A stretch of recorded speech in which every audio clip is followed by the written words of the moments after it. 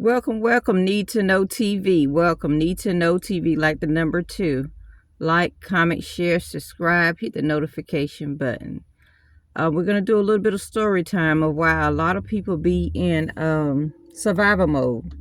A lot of time, children grow into adults and they stay in survival mode because so many people have let them down in life. And it's hard for them to get out of it because every time they turn around, it's somebody letting them down, and then they got to pick up the slack of what the other person isn't doing.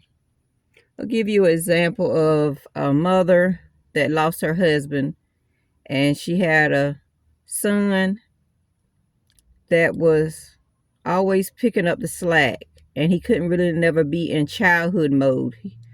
When she would be drunk and dysfunctional or go off and stay with her man friends for hours and days at a time, he couldn't attend school. He had to attend to his little brothers and sisters. He couldn't go to school. He was about in the 3rd and 4th grade. Sometimes she would leave him at home, and sometimes she would leave him with a friend.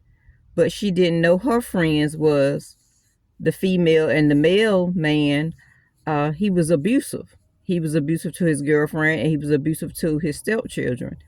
So he was also abusive to the kids that he was supposed to be keeping.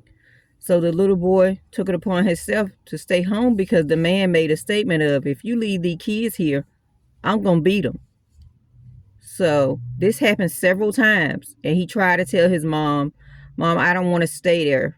I don't want to stay there. She said, no, you got to stay here. You just don't want me to have any fun. I got to have fun.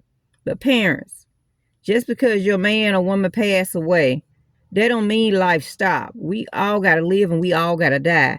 But you got to remember, you got to live for your kids. You just can't give up on life and leave your kids hanging and to take care of each other, because that stops the kid growth. They can't function as a kid trying to be an adult and a kid at the same time.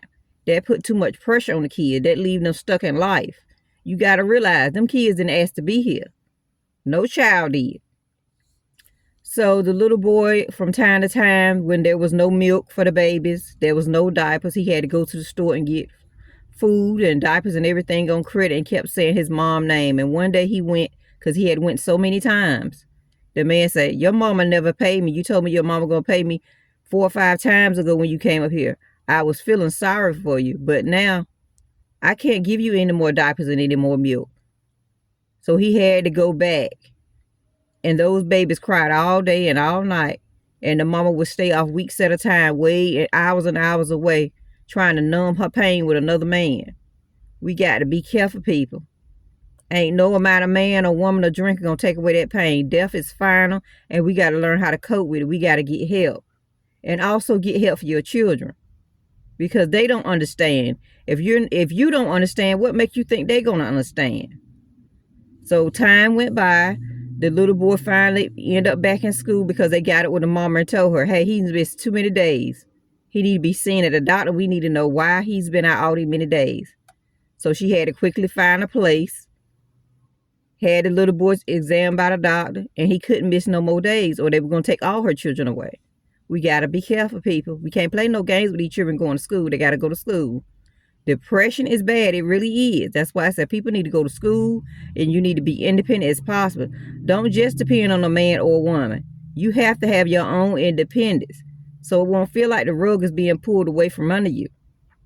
Years and years went by. The boy fell into depression. He fell into anxiety. He had all kinds of disorders because he too thought his dad was going to come back. He didn't understand that death was final. He stayed in a trance, in a trauma trance, for so many years, from 3rd grade all the way up to 9th grade. And a teacher finally woke him up and said, wake up. He's not coming back. Death is final. All the many years that little boy didn't do his work. He was in a special needs class because they thought something was going on. He couldn't read. He wasn't developing like other children because he wasn't applying himself. He was stuck staring at a door every day at home, thinking his dad was going to one day come through those doors. Parents, we got to help our kids cope with difficult things. We just can't think that they can accept it because they see their daddy and their mama every day. We don't know from one day to another when we go out that door that we're not going to come back. We got to talk to our kids. We got to do it in a level that they will understand. You ain't got to give all the details, but you got to give them something to hang on to. You just can't leave them out there hanging, sitting in front of a casket, them looking. They don't understand it. Feeling a cold body, they don't understand it. Kissing a dead body, they don't understand it. We got to go beyond it, parents. You're hurting your kids. And if you don't have the ability, you need to sit them in front of a certified therapist, counselor, somebody, coach, somebody, to tell them what you cannot tell them, what you don't have the ability to tell. You just cannot leave your babies hanging, because that is going to make some dysfunctional adults. Later on, that young man got older, and he got into a lot of trouble with manhood and growing up as a young teen, because there was a lot going on around him that his mother didn't have the ability to cope with. She didn't have the skill set. And a lot of women cannot raise a boy as a man and can't teach them. But it's a lot of things you can do, because you can help talk to them with their uncle, the cousin, the coach. You can get an extended family. You just don't give up because you got a son or a daughter. That's the same as if a man and his wife pass. You're not going to give up because you don't have a wife or you don't have a friend. You can find someone to help that lady along the way, that young girl along the way. Parents, we cannot give up on our kids. It is so